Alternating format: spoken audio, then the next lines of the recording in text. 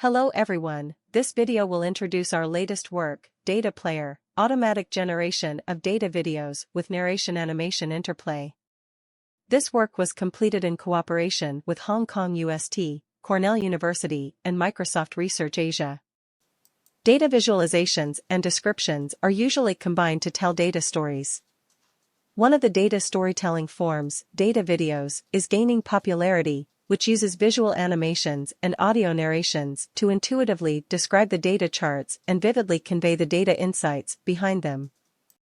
However, creating such a data video requires various skills in multiple areas, such as understanding narratives, linking narration text and visual elements, generating animations, recording narration voice, and time-aligning animations and audio, which are usually difficult to perform for novices without instruction. To help users overcome these barriers, the visualization community has developed data visualization animation-specific technologies to facilitate the animation creation process. However, they neglect the importance of narration-animation interplay. There are also a set of works that link static text and visualization together, using text-visual interplay to enhance readability. However, they do not fully exploit the potential of data animations. Overall, existing authoring tools lack features for integrating narration with data animations in data videos for engaging storytelling. So in this work, we aim to design an intuitive and powerful approach that enables the automatic creation of informative data videos with narration-animation interplay from static visualizations and accompanying descriptive text. To achieve this, we first conducted a formative study to understand users' process of crafting data videos. The participants include designers of motion graphics, videos, animations, film post-producers, and visualization researchers. Firstly, users need to refine the narration text, including collecting the text descriptions for the charts, composing the narration text of the video to produce audio narration, decomposing and formulating the messages to convey.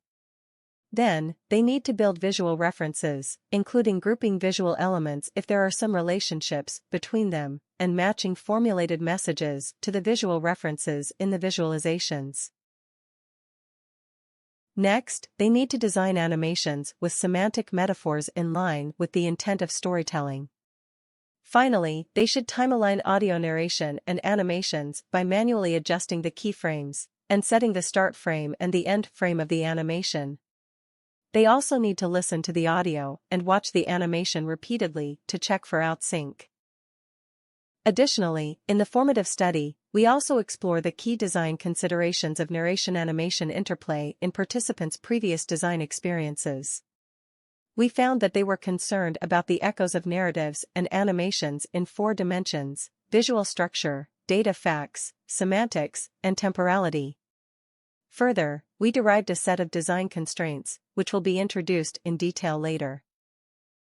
Based on the feedback, we designed Data Player, the first step towards the automatic generation of data videos with narration-animation interplay from a static visualization and its description text. It includes 2 key modules: text-visual linking and animation generation. In detail, first, Data Player accepts a static visualization and corresponding narration text as input. Then, data facts behind the visualization are organized into data tables, as well as the mapping relationship between table rows and visual elements. The narration text is further automatically transformed into audio with timestamps through text-to-speech services. After that, the large language model with predefined prompts is leveraged to link the table rows with semantic entities in the narration, thus we can obtain a series of text-visual links. On this basis, the animation generation module encodes the collected high-level design knowledge into computational low-level constraints and feeds them into the constraint solver to generate a suitable animation sequence based on the pre-designed animation presets. Finally, the visual animations and audio narration are rendered into a data video with narration-animation interplay as follows. The chart presents the PM 2.5 values over a 15-day period. The hazardous threshold for PM 2.5 is 300. From the chart, we can see that the PM 2.5 values fluctuated throughout the 15-day period, with the highest value being 394.8 on the 9th day and the lowest value being 37.6 on the 4th day. Overall, the PM2.5 values remained below the threshold, except for the 9th day when the value exceeded the threshold of 300, indicating a dangerous level of air pollution caused by the dust storm. However, the value then dropped significantly the following day. For animation generation, we encode high-level design knowledge summarized from the formative study and existing literature as computational low-level constraints, which can be divided into 3 groups. The first group is to ensure basic visual design quality.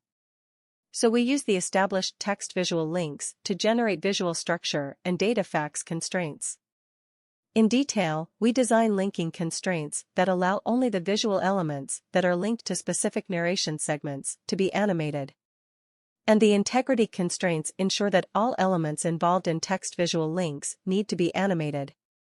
We also design group constraints to group the visual elements that are related to data facts in the text-visual links. Then, we design the association constraints to ensure that if one element is linked to narration itself and other elements in the same data group can be animated. And the consistency constraints specify that elements from different groups that are visually consistent should apply the same animation. The second group is temporal constraints to time-align animations and narration. First, text-to-speech service is used to automatically generate audio narration with timestamps of each word, which also acts as the timeline to arrange animations. Then, we encode a duration constraint to determine that the animation effects are triggered by the onset of the first word in each linked narration segment, and last for the duration of the corresponding text span in the audio. The conflict constraints enforce the inherent logical order of animation actions. And the on-screen constraints determine when an element appears or disappears from the canvas. In addition, the order constraints defines an optional logical sequence of elements such as background, title, axis, and data items. And the synchronization constraints ensure that elements in the same data group activate together.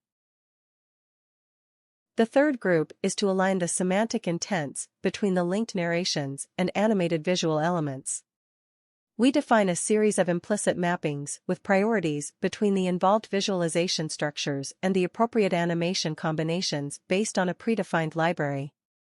For instance, in a pie chart, the sector and its corresponding legend elements are usually bound into a group. So we define a new animation called pie wheel and legend fly-in, which means that the pie chart's sector will wheel clockwise and the legend-related elements will fly in at the same time. We also specify constraints on animated annotations to avoid messing up the canvas. To demonstrate the expressiveness of the automatic approach, we first generate a variety of example data videos based on a set of public design files, which can be found in the link. Then, we performed a user study to understand the quality of data videos produced by Data Player, by comparing them with data videos produced by novices and designers.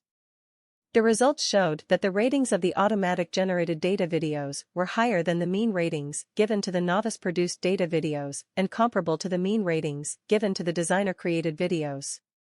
We also received a set of good feedback. The participants all praised the data video's expressiveness, liveliness, and overall quality. We also conducted expert interviews to further gather feedbacks about the difference between automatic generated videos and human-composed ones. Overall, all the participants agreed that all data videos were able to effectively interact between narration and animation. And there was no obvious difference between them overall. And they appreciated that Data Player is an effective tool for empowering novices to create data videos. In addition, we also receive a set of valuable feedbacks for potential future improvement, including developing human-AI collaboration methods, exploring different pipelines to author data videos, and integrating emotions in the voice and animations. That's all. Thanks for your listening. Please refer to our paper for more details.